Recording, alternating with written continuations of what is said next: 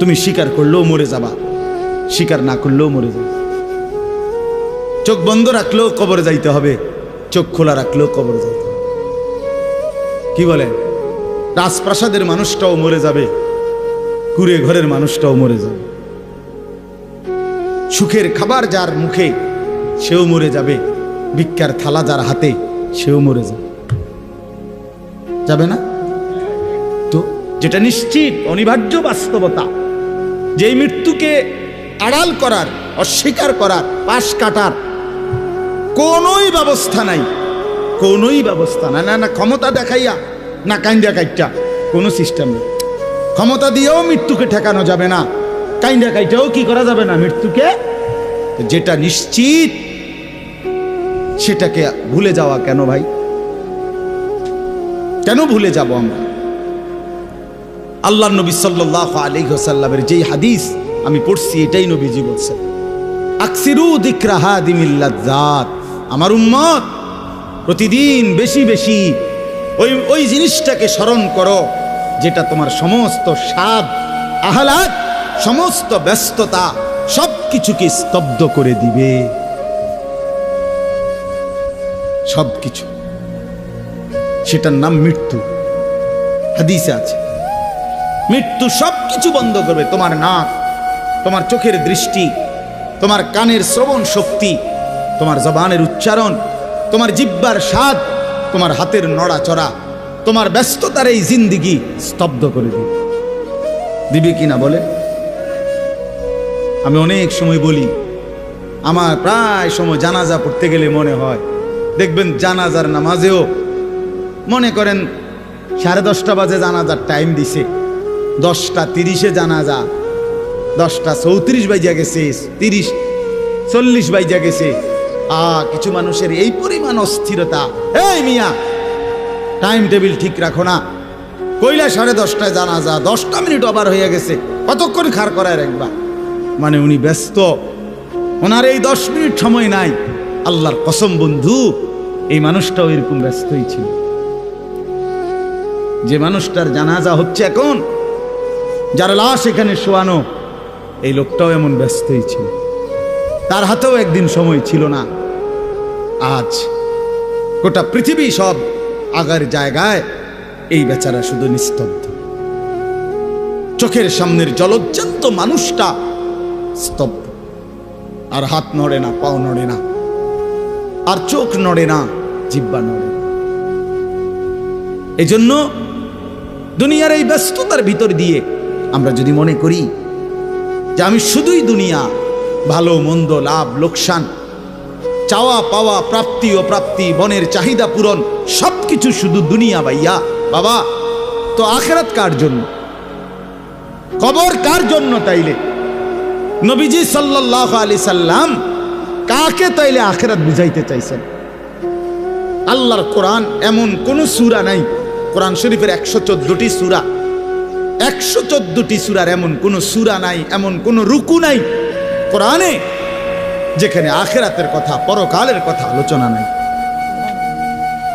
এই পরিমাণ আল্লাহ তাআলা আখিরাত, আখিরাত, পরকাল, পুনরুত্থান, হাসরের মাঠ, এগুলো আল্লাহ তাআলা এতবার বলছেন, অস্বীকার করার, পাশ কাটার কোনো সুযোগ নেই, কোনো সুযোগ নেই।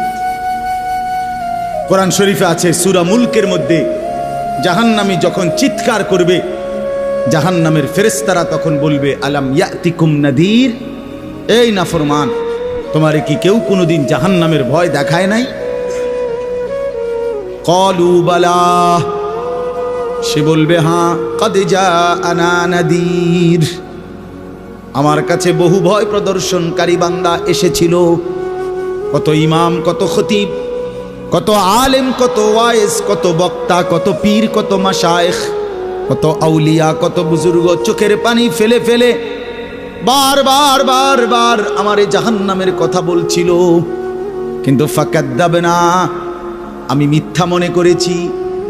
ওয়াকুলনা মা নাযালাল্লাহু মিন শাই, আমি আরো বলছি এগুলো আল্লাহ বলে নাই, তোমরা মোল্লারা, মুন্সিরা তোমরা বানায়া বানায়া বলো।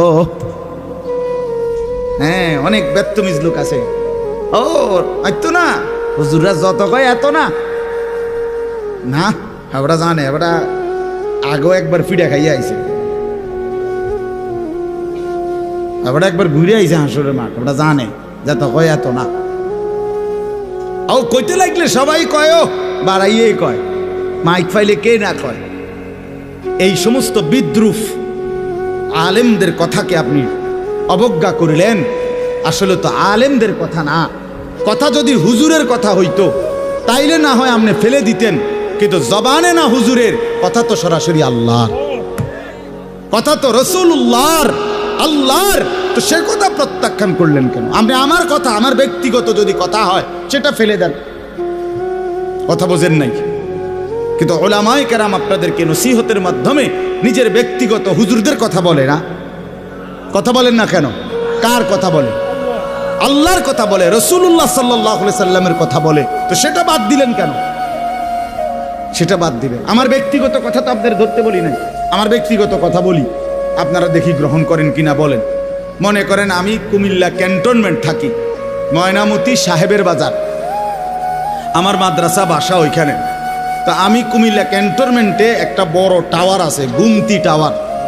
এই গুমতি টাওয়ারের নিচে আন্ডারগ্রাউন্ডে মুদি দোকান এবং তরি তরকারির দোকান। আমি প্রত্যেক দিন ওইখানে তরি তরকারি এবং মুদি যত মাল, এই যে পেঁয়াজ রসুন আদা তেল এগুলো এবং মাছ তরকারি, এগুলো ওই গুমতি টাওয়ার থেকেই সবসময় কিনি। আপনারাও সবাই নিয়ত করেন ইনশাআল্লাহ এখন থেকে সবাই কুমিল্লা ক্যান্টনমেন্ট গুমতি টাওয়ার থেকেই তরকারি এবং চাল ডাল তেল কিনবেন, বলেন ইনশাআল্লাহ। কথা বলেন না তো, তা আপনি কি বলবেন? কি কি হুজুর আপনি পাগল হইলেন? আমি কিনতাম, আমার আমনের ক্যান্টনমেন্ট আমি কিনতাম যাবো, আমাকে দেশে কি মাছ তরকারির অভাব পড়ছে নি? ঠিক কিনা বলেন না কেন? তাহলে এইটা না আমার ব্যক্তিগত কথা, কথাটা আমার বুঝছেননি? এইটারে তো আপনারে মানতে কই নাই আমি, আমি তো বলি না আপনারে যে আপনি আমার লগে গিয়ে বাজার করেন। তাহলে আপনি যে বললেন হুজুর এরম কয়, হুজুরের সব কথা ধরলে চলন যাইতো না বর্তমান জমানায়। আপনারা তো আমার একটা কথাও ধরতে বলি নাই, আপনাকে বলছি আল্লাহর কথা না ধরতে। আপনাকে তো বলেছি ভাইয়া রাসূলুল্লাহ সাল্লাল্লাহু আলাইহি ওয়াসাল্লামের কথা ধরতেন। আল্লাহর কথা ফিরায় দেয় কেমনে? নবীর কথা ফিরায় দেয় কেমনে? বলেন বাবা, মেহেরবানি করে। এই জন্য বুঝতে শিখেন, বুঝতে শিখেন। তিনটা জিনিস আমাদের মধ্যে লাজেম থাকা চাই। এক হলো তাওহীদ, দুই হলো রিসালাত, তিন হলো আখিরাত। এই তিন জিনিস ভুলে গেলে মুসলমান হয় না। তাওহীদ ভুলে গেলে, অর্থাৎ লা ইলাহা ইল্লাল্লাহ, জীবনের সব ব্যাপারে, সব বিষয়ে যা কিছু হচ্ছে আমার জীবনের এই সারা পৃথিবীর কায়নাতের সমস্ত নড়া চড়া প্রত্যেকটা বিন্দু বিসর্গ করছেন শুধুই একজন, তিনি আল্লাহ। তিনি কে? লা ইলাহা ইল্লাল্লাহ, আল্লাহ ছাড়া আর কোনো ইলাহ নাই, দেনেওয়ালা আর কেউ নাই, পালনেওয়ালা আর কেউ নাই। এটা তাওহীদ। আর শাজিমের উপর থেকে সাতবক জমিনের নিচ পর্যন্ত যেটা যেমনে যেভাবে আছে সেটা একজনই পরিচালনা করছেন, তিনি আল্লাহ। এ কথা যত দিলের মধ্যে বসাইতে হবে। দুই নাম্বার রিসালাত। রিসালাত মানে হলো মুহাম্মাদুর রাসূলুল্লাহ সাল্লাল্লাহু আলাইহি সাল্লাম, এই কথা গ্রহণ করা। এই কথা আবার গ্রহণ করার কি?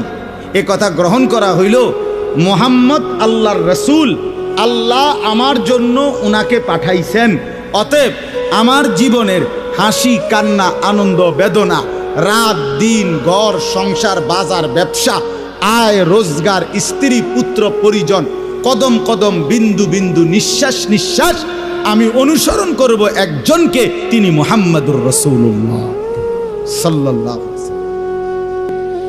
এটারে বলে রিসালাত। এটাকেই বলে নবী সাল্লাল্লাহু আলাইহি সাল্লামকে চেনা, এটাকেই বলে নবী সাল্লাল্লাহু আলাইহি সাল্লামকে ভালোবাসা, এটাকেই বলে নবী সাল্লাল্লাহু আলাইহি সাল্লামকে অনুসরণ করা। আমার ভাইয়া, আল্লাহর দোয়াই আপনি আপনার জায়গাতেই থাকেন, আপনি আপনার তরিকাতেই থাকেন, আপনি আপনার পীরের কাছেই থাকেন, যে যেখানে আছেন থাকেন, কোনো অসুবিধা নাই। শুধু নিজেরে ধোকা দিয়েন না, ধোকা খাইয়েনও না, কাউরে ধোকা দিয়েনও না। আল্লাহ রসুল বলছে আল মুমিনু লা ইয়াখদাউ ওয়ালা ইউখদাউ। খেয়াল করে শুনেন এই কথাটা। মোমেন, নবীজি বলছে, কোনো ইমানদার কাউকে ধোকা দেয় না। খোদার কসম নবী বলছে ইমানদার ধোকা খায়ও না। লা ইয়াখদাউ অর্থ সে ধোকা দেয় না, ওয়ালা ইউখদাউ অর্থ নিজেও ধোকা খায় না। অতএব রাসূলুল্লাহ সাল্লাল্লাহু আলাইহি সাল্লামের সাথে সম্পর্ক, ভালোবাসা, মহব্বতের সবটা 100 অনুসরণের মাধ্যমে, অনুসরণের মাধ্যমে। চেহারায় যার দাড়ি নাই সে রসুলকে ভালোবাসে না, ঘরে যার স্ত্রী বেপর্দা সে রসুলকে ভালোবাসে না, উপার্জনের মধ্যে যার হালাল নাই সে রসুলকে ভালোবাসে না, জীবনে যার সুন্নত তরিকার অনুসরণ নাই সে আল্লাহর রসুলকে কশ্চিন কালেও ভালোবাসে না। ভালোবাসে বললে এটা ভালোবাসার নামে ধোঁকা, মিথ্যাবাদিতা ছাড়া আর কিচ্ছু না। হ্যাঁ, হাসরের ময়দানে মার খাইয়েন না, ধরা খাইয়েন না। কথা বুঝছেন না? এখানে গাছ জোর দেখাইয়া হয়তো আমনে চিৎকার দিয়া, হুঙ্কার দিয়া, এই কইয়া সেই কইয়া, খাইয়া দাইয়া, বিরিয়ানিয়ে খিচুড়িয়ে মিল্লা পার হইয়া গেলেন আর কি। কিন্তু কবর আখেরাত এত সুঝা না। আখেরাত হাসরের মাঠ মামুর বাড়ি না, হাসরের মাঠ নানার বাড়ি না, আমনের সাসার শ্বশুর বাড়ি না। হাসরের মাঠ সেই মাঠ ১৬ লক্ষ আম্বিয়া, আদম থেকে মুহাম্মদ সাল্লাল্লাহু আলাইহি সাল্লাম পর্যন্ত সমস্ত নবী রাসূল যে মাঠের ভয়ে আল্লাহর কাছে দিবানিশি কাঁদছেন, সেই মাঠের নাম হাসরের মাঠ।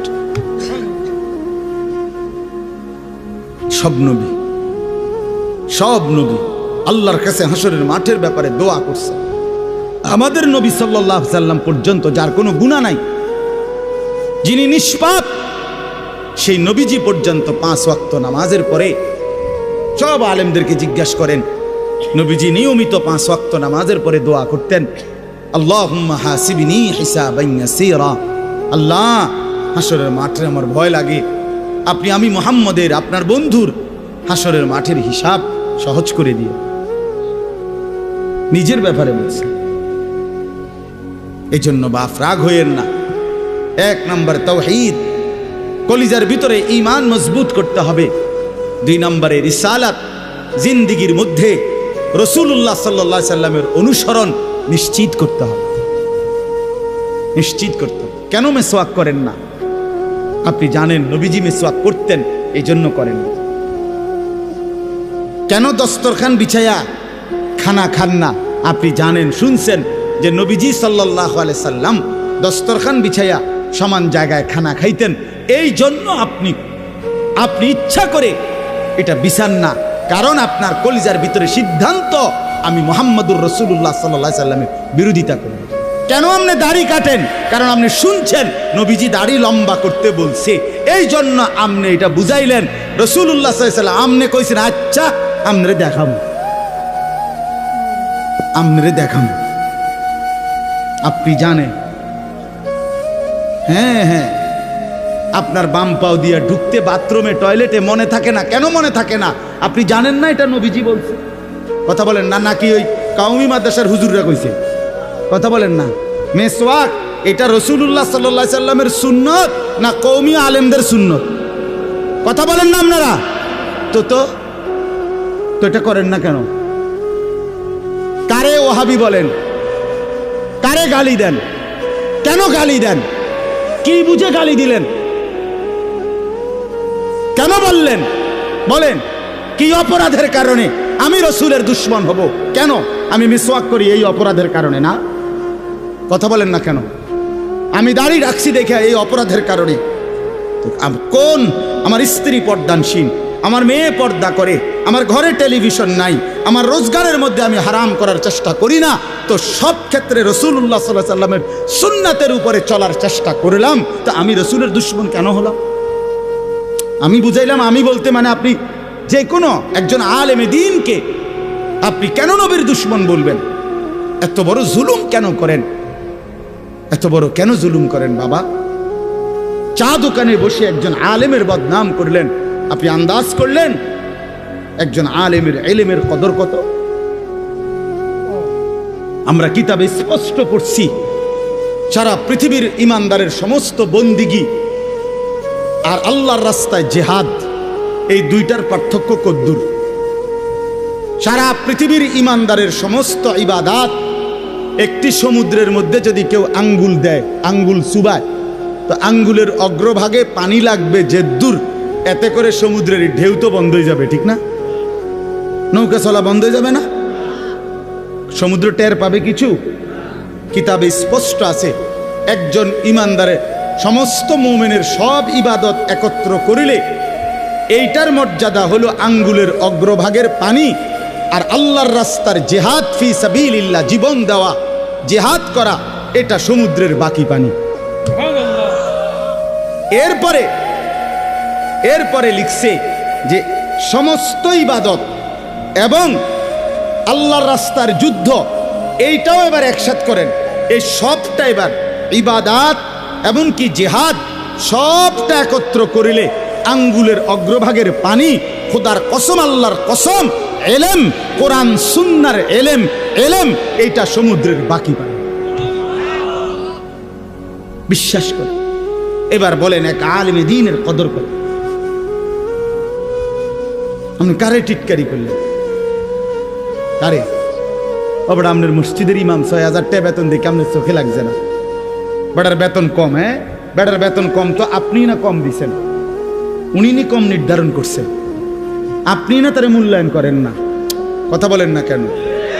আমাদের সমস্ত একার একটা স্পষ্ট কথা খেয়াল করেন, যদি এক সমস্ত মুসলমানের টার্গেট হইতো যে আমি প্রত্যেক বিষয়ে আল্লাহর কোরআন রসুলের সুন্নাত মোতাবেক চলবো, তাইলে এই পৃথিবীতে মসজিদের ইমামের চাইতে ব্যস্ত জিন্দিগি আর কেউ পালন করার কথা ছিল না। কেন?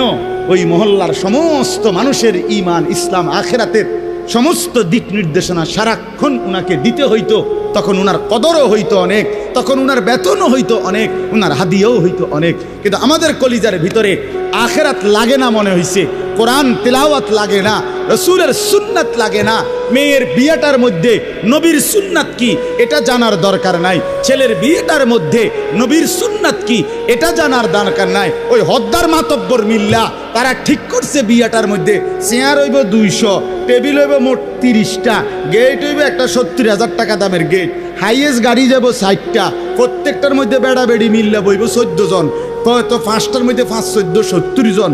এরপরে দিয়া গেটে দিব ২,০০০, বাজে খরচ হইল ৩,০০০, এই হইল ৫,০০০। এগুলো হইল হিসাব। আর হুজুরে আইয়া কয়ে গেছে রবিবারে মাইয়াগার বিয়া, দুপুরে দুগা ভাত খাইয়ে যাই। বুঝেন নাই? কিন্তু যদি সে জানতো যে রাসূলুল্লাহ সাল্লাল্লাহু আলাইহি সাল্লামের 4টা মেয়ে নবী বিয়ে দিছেন, আমি সেভাবে রাসূলের মেয়ে যেভাবে বিয়ে দিছেন আমি আমার কন্যাকে সেভাবে বিয়ে দেব, তাইলে তো ইমাম সাহেবের কাছেই উনি আগে আসতো, ঠিক কিনা বল? আলেমের কাছেই আগে আসতো। কিন্তু ওই যে ওনার তো এটা দরকার নেই। কি আপনার বাড়িতে 3 দিন ধরে ডেক সেট বাজে, হ্যাঁ হুজুর আসলে কিতা করবো, শরম দিয়ে না, ফুলাইনে আউশ করছে, ফুলাইনে শখ করছে। হায় রে আল্লাহ, হায় মুসলমান, এইভাবে রাসূলুল্লাহ সাল্লাল্লাহু আলাইহি সাল্লামের হুকুমকে, সুন্নাতকে গলা টিপে হত্যা করলেন। নবীজি নিজে বলছে না, আপনারা কতবার শুনছেন, নবীজি বলছে বিয়ে আমি রাসূলের সুন্নাত, বলছি কিনা বলেন? আবার বলেন বলছি কিনা? তাহলে যার সুন্নাত তার মতো হইতে হবে না? তো রাসূলুল্লাহ সাল্লাল্লাহু আলাইহি সাল্লামের সুন্নাত বিয়ে, তো বিয়ে নবীজি সাল্লাল্লাহু আলাইহি সাল্লাম বিয়ের মধ্যে গায়ে হলুদ, ডেক সেট, এই লম্বা গেট আর গাড়ির মধ্যে ফুল, এই সব। আমি অনেক সময় অনেকের জিজ্ঞাসা করছি যে ভাই বিয়ে কার, বিয়ে কার? কইছে ওনার। আমি কই তাই ফুল দিয়ে লাগাইছেন গাড়ি, বিয়ে তো প্রাইভেট কারে করানো উচিত। বেকুব যদি পুরা তার সিরা হয়, এই মাতাল হওয়ার কারণে একমাত্র তার সিরা দেখা প্রাইভেট কারের মধ্যে কি লাগাইছে। কিরে বেটা বিয়ে হইলো এইতের, ফুল লাগাইলো কোথায়? প্রাইভেট কারে। পাগল কারে কয়? এই পাগলের বাতরাম দেখে। বলেন আপনারা চাচা, আপনারা বলেন, এটা বিবেক নি কথা। কি বিয়ে করে এতে ফুল লাগায় প্রাইভেট কারের, বলদ নি আমনে? এর থেকে বড় বলদ আর কি? আস্তাগফিরুল্লাহ, কি পরিমাণ বোকা আমরা। 10,000 টাকা কোথায় লাগাইলেন? 10,000 টাকা এই ফুলগুলো লাগাইতে গিয়ে 5,000 টাকা, 7,000 টাকা, 10,000 টাকা কোথায় দিলেন? 10,000 টাকা পেলে একজন এতিম সন্তান 1 বছর পড়ালেখা করতে পারত। 10,000 টাকা পেলে একজন বিধবা নারী হয়তো তার 2 মাসের চাল ডাল কিনতে পারত। আর আপনি বিয়ের গাড়িটা সাজায় নিয়ে গেলেন, মেয়ের বাড়িতে দাঁড়াইতে দেরি, ফাওড়া দিতে দেরি, গাড়িটা থামতে দেরি, ছেলেগুলোরে নামাইলে জামাইরে নামাই নিতে নিতে পরবর্তী সর্বোচ্চ 5টা মিনিটের ভিতরে আইসা দেখবেন একটা ফুলও গাড়িতে নাই। এত বড় বেউকুফ যেটা আমার 5টা মিনিট টিকলো না, আমি কার জন্য সাজাই? কার জন্য সাজাই? এই জন্য বাবা 1 নাম্বার বললাম আল্লাহর প্রতি তাওহীদ, আর 2 নাম্বার হলো পুরা জিন্দেগি রাসূলুল্লাহ সাল্লাল্লাহু আলাইহি সাল্লামকে অনুসরণ করা। 3 নাম্বার হলো আখিরাত। সব কিছুর ক্ষেত্রে ফিকির করবেন। আপনি আমি সবাই মৃত্যুর মাধ্যমে আখিরাতের দিকে যেতে হবে। কিসের দিকে? হ্যাঁ, মৃত্যু মানে শেষ না, মৃত্যু মানে সমাপ্তি না, মৃত্যু মানে শেষ না বাবা। মৃত্যু মানে আখিরাত, পরকালের জিন্দেগি, পরবর্তী অধ্যায়, নতুন অধ্যায়ের শুরু, নতুন অধ্যায়ের শুরু। এই জন্য আখিরাতকে ভুললে জীবনের কোনো অর্থ থাকে না। আখিরাতকে ভুললে মানুষ আর মানুষ থাকে না। বিশ্বাস করেন, পরকালের অনুভূতি যার নাই, কবরের অনুভূতি যার নাই, হাসরের ময়দানের বিবেক যার নাই, আল্লাহর কসম ওই ব্যক্তির জীবনের কোনো নিয়ন্ত্রণ নাই। সে যা ইচ্ছা তাই করে, জন্তু জানোয়ার যা করে। সমস্ত মানুষ যারা অপরাধ থেকে বেঁচে থাকে এবং পুণ্যকর্ম উত্তম কাজে লেগে থাকে, তার একটা মূল ফিকির তার কলিজার ভিতরে এটা আছে, আমি গুনাহ থেকে বাঁচতে হবে, আমি নেক কাজ করতে হবে। কেন? আমাকে আখিরাতে যেতে হবে। কথা বলেন না কেন? যে গুনাহ থেকে বাঁচে, কেন বাঁচে? আখিরাত আছে। যে নেক কাজ করে, কেন করে? আখিরাত, আখিরাত আছে, আখিরাত আছে। এই জন্য এই 3 জিনিস শেখা দরকার, কলিজার মধ্যে আনা দরকার। তাওহীদ, রিসালাত, আখিরাত। বলেন কি? তাওহীদ মানে লা ইলাহা ইল্লাল্লাহ, বলেন। রিসালাত মানে মুহাম্মাদুর রাসূলুল্লাহ, আর আখিরাত মানে পরকাল। এখন আসেন শেষ অংশে। আখিরাতের এই পুরা আখিরাতের পরকালের জিন্দেগিটার উদ্বোধন, শুরু মৃত্যু। মৃত্যুর মাধ্যমেই শুরু হয়। এই আমি শুধু যে আয়াতটুকু পড়ছি আপনাদেরকে শুধু তর্জমা শুনাই।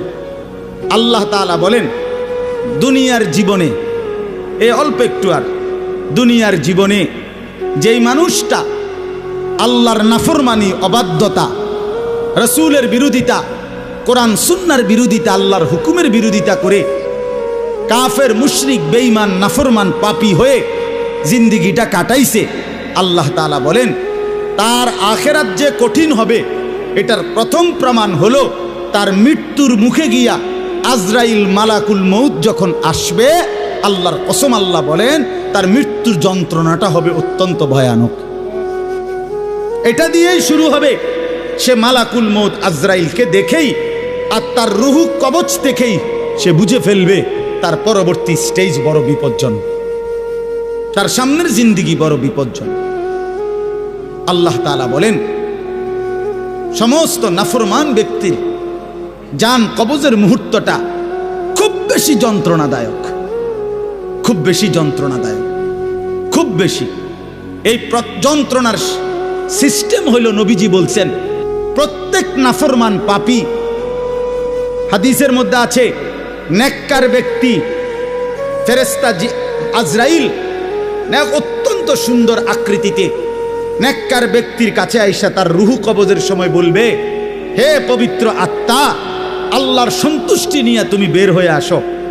আল্লাহ রাসূল সাল্লাল্লাহু আলাইহি সাল্লাম বলেন, কোন পাত্র থেকে পানি যেভাবে ঢেলে দেয়, এইটা যেরকম আরামসে পড়ে যায়, বের হয়, আল্লাহর কসম নবীজি বলেন নেককার ব্যক্তির রূহটা মালাকুল মউত আজরাইলের হাতে এরকম আরামসে চলে আসে। আর আল্লাহর নবী সাল্লাল্লাহু আলাইহি সাল্লাম বলেন কোন নাফরমান পাপী এক নম্বরে তার মৃত্যুর সময় প্রথম হইল ফেরেশতা মালাকুল মউত আজরাইল অত্যন্ত নিকৃষ্ট বিভৎস কুৎসিত চেহারা নিয়ে তার সামনে দাঁড়াবে।